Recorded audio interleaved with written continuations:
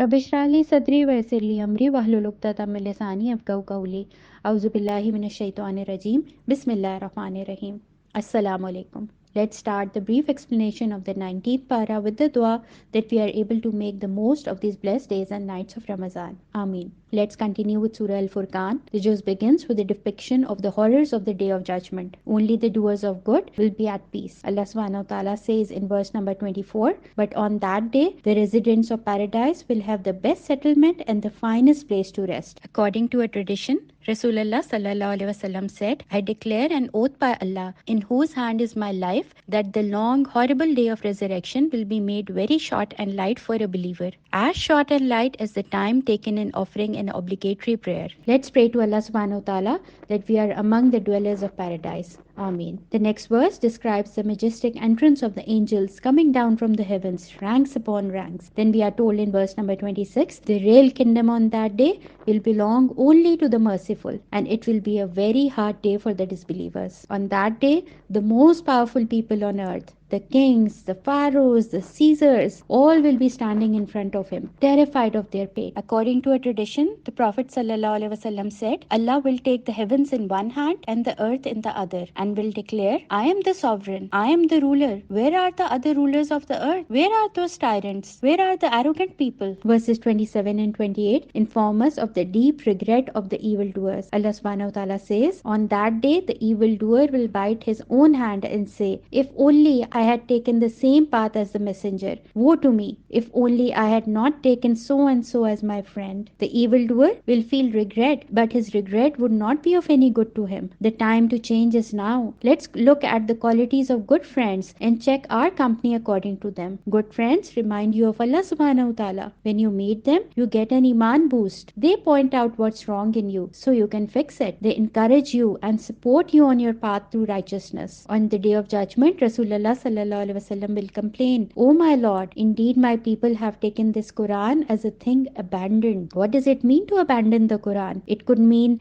not taking it seriously, not acting upon it, ignoring its commands, and making fun of its verses. The Quraysh then had further objections about the Quran mentioned in verse 32. They said, why was the Quran not sent down to him all at once? We know that the Quran was sent gradually in stages over 23 years, according to the events and circumstances of that time. The reason? So it could strengthen the heart of the believers. It could be memorized. It could be followed with complete conviction. It could answer the allegations of the disbelievers. Next in verse 43, Allah subhanahu wa ta'ala talks of a man who is a slave to his own desires. Allah subhanahu wa ta'ala says, have you seen, O Prophet, the one who has taken his own desires as his God? Let's look at the definition of desire. It's a longing or craving for something that brings satisfaction or enjoyment. Can there be a man who has no desires? No, because that would not be a human but a robot, right? So how can we control our desires and not be a slave to them? We need to understand that our desires are a part of our test in this world. The Quran does not command us to eliminate all desires, but to keep them in check. In the very next verse, Allah subhanahu wa ta'ala calls the people who blindly follow their desires as cattle. Animals only follow their own instincts and desires, right? But when humans also behave like cattle, despite having intelligence and guidance from Allah subhanahu wa ta'ala, they are worse than cattle. Verse 63 onwards, the qualities of Ibad-ur-Rahman, the servants of the most merciful, are given. We are all servants of Allah subhanahu wa ta'ala, right? So what's so special about being Ibad-ur-Rahman? What's special is that Allah subhanahu wa ta'ala is associating them to himself. He is giving them a special ownership because they chose to become his servants. They were not forced into it. They are not slaves to their desires. Let's discuss which special qualities these people have. The servants of the Lord of mercy are those who walk humbly on earth and who, when foolish address them, reply, peace. The first thing to note about them is their actual walk. The way a person walks and carries himself tells so much about him. They walk with grace, dignity, and humility. Their body posture shows no sign of arrogance. Does it mean that they walk like sick people or with their heads down? No, they are confident yet humble. Their second quality is that they ignore foolish people. These are the people who have high goals to achieve. Why waste time and energies on useless arguments, right? right? So they remain composed, answering with words of peace and removing themselves from such situations. Next, Allah subhanahu wa ta'ala tells us in verse 64 that they spend their nights in prayers. This means that they are constant in their night prayer. They wake up when everyone is sleeping for nothing else but to connect with Allah subhanahu wa ta'ala. This is where they get their energy from, their one-to-one time with Allah subhanahu wa ta'ala. Now compare this with how most of us spend our nights. Another quality mentioned in verse 65 is that they ask Allah subhanahu wa ta'ala to avert the punishment of hellfire from them. This is what they pray for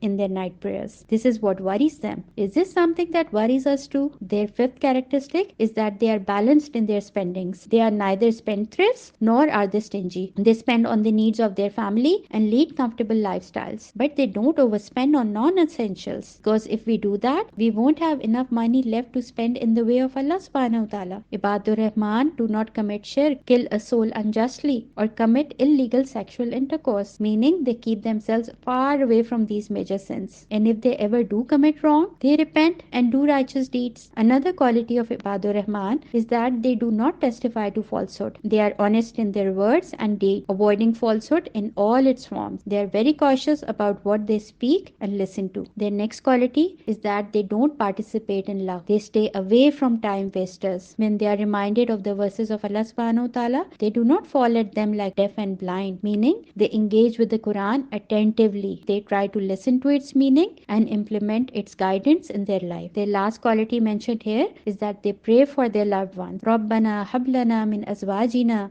وَذُرِّيَّاتِنَا قُرَّةَ أَعْيُنٍ وَاجْعَلْنَا لِلْمُتَّقِينَ إِمَامًا. Our Lord, bless us with wives and children who may be a comfort to our eyes, and make us leaders of the righteous. These special ones are not content with being the special ones alone. They want to elevate their children and spouses as well. They understand that this family will be a source of ongoing reward for them. May Allah subhanahu wa ta'ala make us among those people who have all of these qualities. Ameen. Surah Shura. Let's take a look at the flow chart of the microstructure of Surah Al-Shura, which was revealed in the third stage of Rasulullah sallallahu alaihi wasallam's stay in Makkah. The central subject of this surah is that all prophets call towards the worship of one God, accept the oneness of Allah subhanahu wa ta'ala, and believe in the Holy Quran. In verse 3, Allah subhanahu wa ta'ala says, O Prophet, are you going to worry yourself to death because they will not believe? What was the cause of Rasulullah sallallahu alaihi wasallam's anxiety and grief? He was worried about his people because they were disbelievers, and he knew what end awaited them if they died as disbelievers. Then from verse 10 onwards, we are given examples in the stories of the prophets. Each time they faced their enemies, they stood firm in their iman. Later we see that they were the ones who were victorious. First comes the story of Hazrat Musa alayhi salam from verse number 10 to 68. He was being threatened by the powerful Pharaoh. The magicians who believed in him had their alternate hands and feet cut off and then crucified. He was followed by the Pharaoh and his army until he and his people had nowhere left to go. What was Hazrat Musa's reaction? It's mentioned in verse 62 that he said, No, indeed, with me is my Lord. He will guide me. Despite all challenges, his faith remained strong and he and his people were saved. Allah subhanahu wa ta'ala says in verse 67, There truly is a sign in this, though most of them do not believe. There are lessons in this story for both believers and the non-believers. Both can see what kind of end awaits them and who actually benefits in the end. Next, we are given the iman-inspiring story of Hazrat Ibrahim alayhi salam, who even at a young age refused to worship the idols of his people. He says in verse 77 to 82, Indeed, they are enemies to me, except the Lord of the worlds, who created me. It is He who guides me, He who gives me food and drink, He who cures me when I am ill, He who will cause me to die and give me life again, and He who will, I hope, forgive my faults on the day of judgment. This was the strength of his belief. Then Allah subhanahu wa ta'ala mentions the dua that he made in verse 83 and 84. My Lord, grant me wisdom and join me with the righteous, and grant me a reputation of honor among later generations. How was his dua answered? We have been ordered to pray 2 rakat behind the Maqam Ibrahim after tawaf. The sa'i that the pilgrims make at Safa and Marwa and the sacrifice on Eid al-Azha are all related to him and his family. His name is mentioned each time we send durood on Rasulullah sallallahu alaihi wasallam in our prayers. This is how Allah subhanahu wa ta'ala honors his people, not just in Akhirah but in this world too. Then Allah subhanahu wa ta'ala mentions the people of Hazrat Nuh, people of Ad, people of Samud, people of Lut alayhi salam, and the people of Eka. The Prophet sent to them all asked a similar question. Do you not fear Allah? We need to ask ourselves these questions too. We know Allah subhanahu wa ta'ala is Rahman and Rahim, but He is also just. How is it possible that one person does everything to please Allah Allah subhanahu wa ta'ala and the other only pleases himself and they both have the same end? You keep hurting others who are also loved by Allah subhanahu wa ta'ala and you expect no punishment because Allah subhanahu wa ta'ala is Rahman and Rahim? How is it possible? So Allah subhanahu wa ta'ala says in verse 227, which is also the ending of this surah, and the wrongdoers will soon know to which place they are going to return. May Allah subhanahu wa ta'ala make us among those who have a good end. Ameen. Surah An-Naml. Let's take a look at the flowchart of the microstructure of Surah An-Naml, which was revealed in the third stage of Rasulullah sallallahu alaihi wasallam's stay in Makkah. The surah is named after the ant which was concerned about the rest of her tribe. It's mentioned in verse 18. And when they came to the valley of the ants, one ant said, "Ants, go into your homes in case Solomon and his host unwittingly crush you." Why has Allah subhanahu wa ta'ala mentioned a tiny ant? Because Allah subhanahu wa ta'ala wants us to be concerned about others, especially our loved ones. And what's the biggest thing that should worry us about them? Are they on the right path? Are they living a life that pleases Allah subhanahu wa ta'ala? Think about it. Do we really worry about our loved ones? Hazrat Sulaiman alayhi salam was a man of great power and had been given many miracles from Allah subhanahu wa ta'ala. He was granted the ability to communicate with jinns, animals and birds. He could even control the wind. What was his attitude after receiving all these blessings? My Lord, inspire me to be thankful for the blessings you have granted me and my parents and to do good deeds that please you. Admit me by your grace into the ranks of your righteous servants. Hazrat Sulaiman alayhi salam's life is a lesson in humility and thankfulness. The next part of his story gives us an insight into his wisdom and his leadership. We are told how he brought the queen of Sheba to Islam. Then Allah subhanahu wa ta'ala mentions Hazrat Saleh alayhi salam and Hazrat Lut alayhi salam. We are told how their people plotted against them and how Allah subhanahu wa ta'ala saved them. Allah subhanahu wa ta'ala then says in verse 59, who is better, God or those that they set up as partners with him? This brings us to the question I'm going to ask myself today. The question is, how many qualities of the Ibad-ur-Rahman do I possess? Inshallah, we'll meet again tomorrow with the next para. Allah Hafiz.